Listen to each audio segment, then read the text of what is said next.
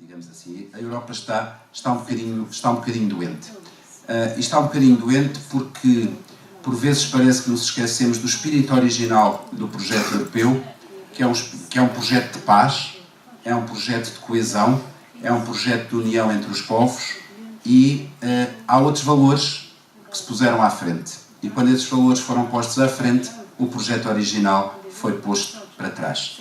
E quando pomos este projeto de paz, este projeto de coesão para trás, começamos, primeiro sem dar por isso, depois explicitamente e depois já assumindo que há coisas que são normais, começamos a pisar direitos humanos.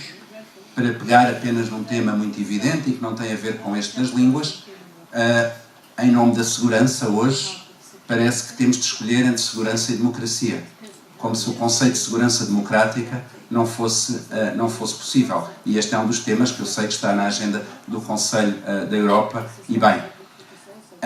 Também, quando pensamos nas línguas, por vezes, quem ensina linguística tem que explicar qual é a diferença entre uma língua e um dialeto. É sempre das perguntas que nos fazem. E a definição de língua é uma definição meramente política.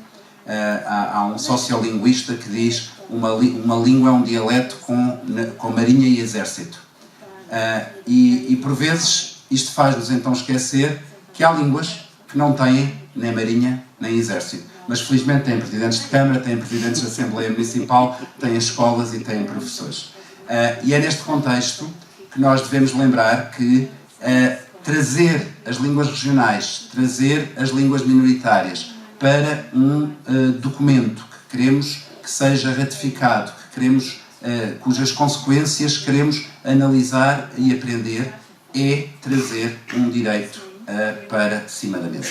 Ou seja, é dizer todos os falantes têm direito a falar a sua língua. Quando falamos de direitos humanos, estamos a falar também do direito ao uso da língua. Isto não é um pormenor, dizia o Sr. Presidente que são causas menores ou causas maiores. Parece uma causa menor, mas é uma causa maior porque estamos a falar, como eu dizia, de respeito pelos direitos humanos. Não é por acaso que, na maior parte dos sistemas ditatoriais, e é importante que vocês, alunos, tenham consciência disso, há várias frentes que são logo atacadas.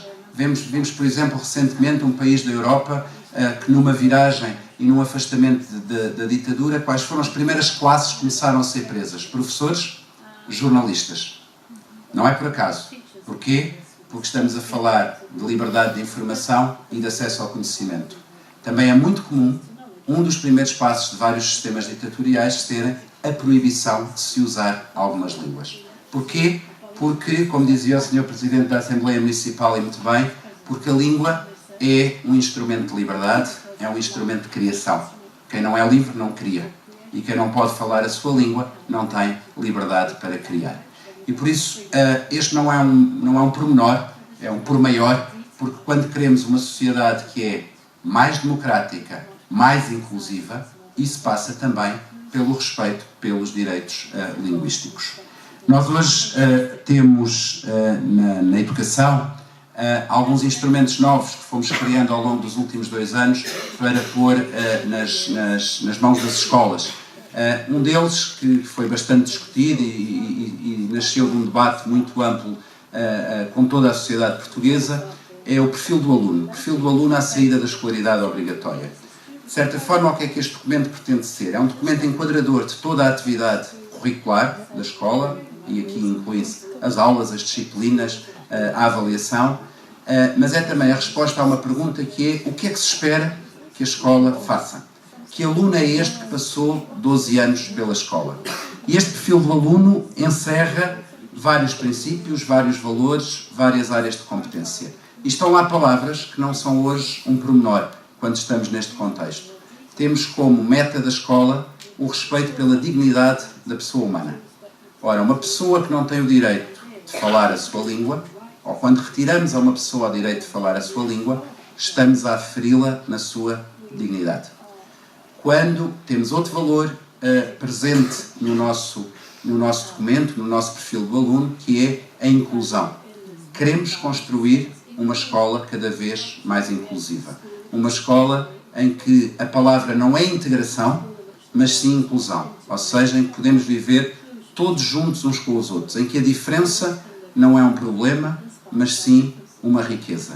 Esta é, aliás, uma das lutas que ainda temos de travar todos os dias quando falamos do multilinguismo na sociedade portuguesa e nas escolas portuguesas, é passar da palavra problema para a palavra riqueza.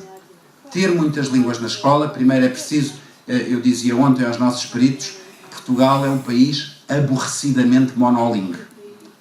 A maior parte da população mundial não é monolingue, é bilingue ou trilingue. O monolinguismo é a exceção, não é a regra. E isso faz com que nós tenhamos acordado muito tarde para as virtudes do multilinguismo.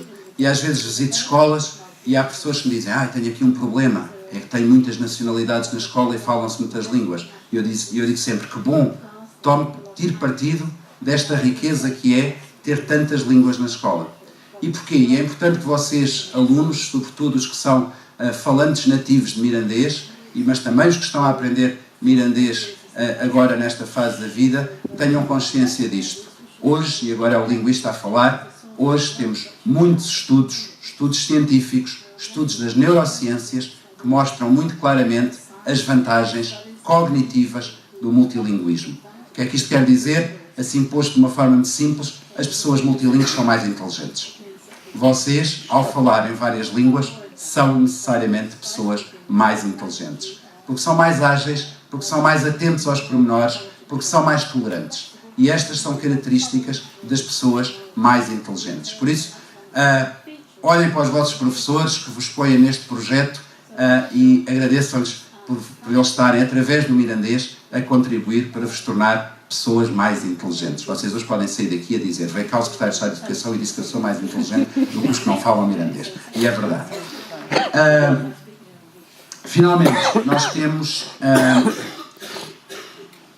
e gostava também de dizer isto, neste perfil do aluno nós temos inscrito de uma forma muito clara a preparação dos nossos alunos para enfrentar os desafios da sustentabilidade do planeta.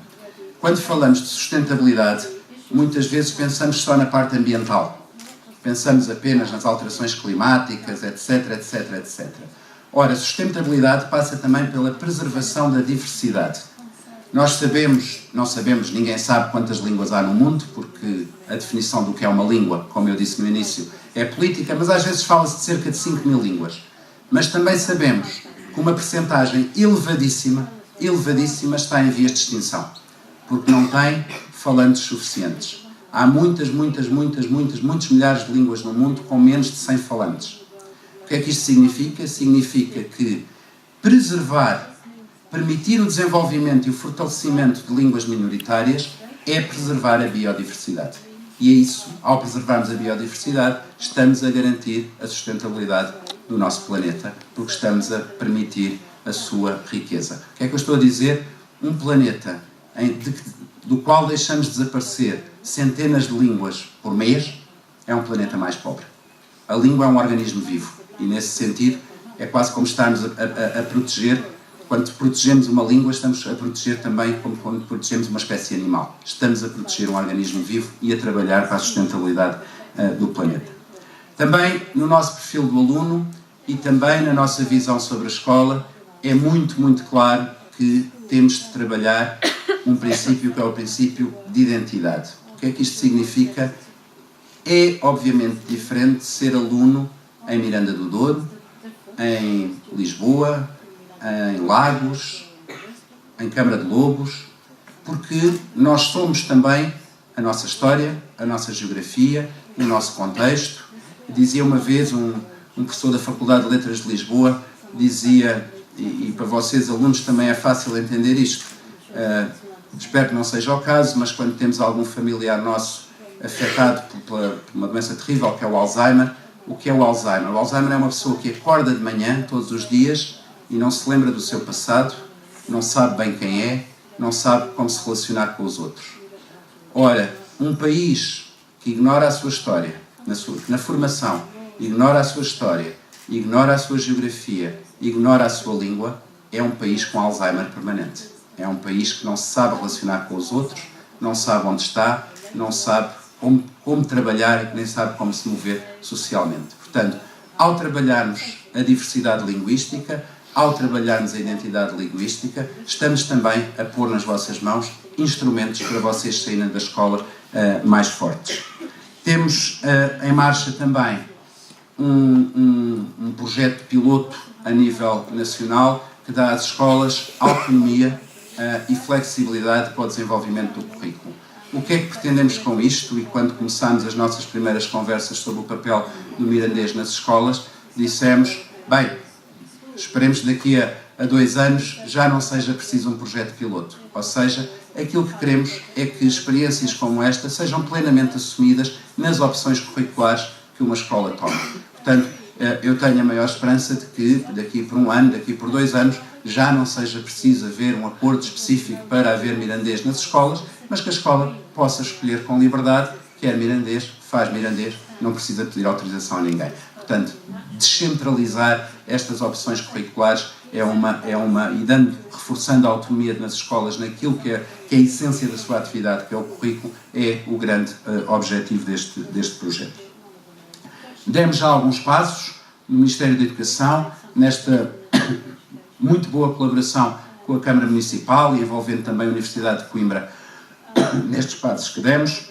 Assinámos há poucas semanas um protocolo para garantir que há ensino de mirandês, que há formação de professores de mirandês, formação contínua, e que este projeto é também apoiado pela investigação que se vai fazendo, aqui em particular no CELG e ILTEC, nas nossas universidades, nos centros de investigação, numa cooperação muito boa que dá substância e sustentabilidade futura a este projeto. Isto não é a carolice do Presidente da Câmara, ou do José Pedro Ferreira, ou deste Secretário de Estado porque é linguista. Não. Isto neste momento tem substância e uma substância que já se inscreve naqueles que são os princípios previstos na Carta. Vamos agora dar os passos seguintes, e esta conferência que aqui nos reúne é crucial para nós, no Governo. Aquilo que queremos é beber das vossas conclusões, saber, conhecer a experiência de outros países que já assinaram e ratificaram a Carta, saber o que é que se espera de nós percebermos até onde podemos ir, sendo que há aqui um olhar claro. O que está aqui em causa é dignidade, é a preservação de um direito linguístico, e sendo um direito linguístico, é de facto um direito humano, porque se há coisa, como disse o Sr. Presidente da Assembleia, a única coisa que nos distingue de outras espécies animais é que nós temos linguagem. Os outros comunicam, mas nós temos linguagem. E essa é a maior riqueza, portanto, quanto mais línguas temos, mais riqueza temos. E como nós queremos um Portugal mais rico, quanto mais línguas tivermos, mais riqueza temos em Portugal. Desejo 2 excelentes dias de trabalho, continuam a contar com o Ministério da Educação, contam com o Governo e tenho a certeza que em breve estaremos a dar passos ainda mais firmes neste caminho que estamos a construir em conjunto. Muito obrigado.